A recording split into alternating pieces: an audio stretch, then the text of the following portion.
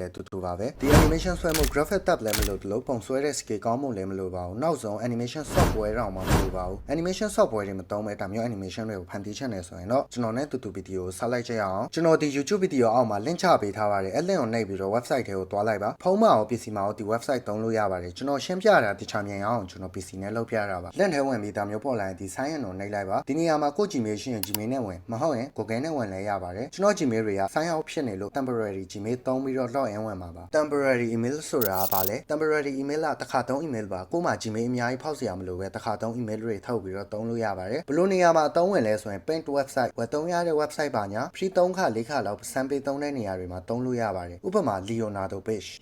page မှာ AI နဲ့ photo generate လုပ်ရင်တစ်ရက်ကို coin 150ပဲပေးပါတယ်အဲ့လို page မှာ AI နဲ့ပုံများများထုတ်ချင် temporary Gmail တွေကိုသုံးပြီးတော့အကောင့်3-4ခုဖောက်ပြီးပုံတွေအများကြီး generate လုပ်လို့ရပါတယ်ဒီ Leonardo AI ကိုသုံးပြီး AI နဲ့ပုံထုတ်နေ motion ထည့်နေတွေကိုနောက်ဗီဒီယိုကြရင်ရှင်းပြပေးပါမယ်ကဲအဲ့ဒါဆိုရင် temporary email နဲ့ email တစ်ခုထုတ်ပြီး log in ဝင်မယ် log in ဝင်ပြီးသွားရင် animation စလုပ်လို့ရပါပြီ start now ကိုနှိပ်လိုက်ရင်ဒါမျိုး screen ပေါ်လာပါလိမ့်မယ်အဲ့မှာ record character background size option အများကြီးရှိပါတယ် character ထဲကိုလာမယ်ကိုနဲ့အဆင်ပြေမဲ့ character ကိုရွေးမယ်ပြီးရင် background ထဲလာမယ်ကို character နဲ့လိုက်မဲ့ background ရွေးမယ် background စိတ်ကြိုက်မတွေ့ရင် drive ထဲကကိုကြိုက်တဲ့ background ပါရွေးပြီးတော့ထည့်လို့ရပါတယ်ကျွန်တော်သုံးတဲ့ character နဲ့ကြိုက်တဲ့ background ကိုကဲကသွားရှာမယ်ပြီးရင်ဒီထဲကယူလာပြီးထည့်လိုက်ရုံပါပဲကဲဒါဆို background ရော character ရောရပြီအတန်ကြဘယ်လိုထည့်မလဲ record တာကျတော့အတန် record လုပ်ပြီး animation လုပ်လို့ရတယ် brother တို့ကတက်တော့ video clip နဲ့ generate လုပ်ပြီးတော့ animation လုပ်ချင်တာလား video clip နဲ့ generate လုပ်ပြီးတော့ animation လုပ်ချင် record နဲ့ကြလုပ်ရတာအဆင်မပြေပါဘူးဒီအပေါ်က browse ထဲကိုသွားမယ်ပြီးရင်ကို generate လုပ်ချင်တဲ့ video ရွေးပြီးတော့ထည့်လိုက်ရုံပါပဲကဲ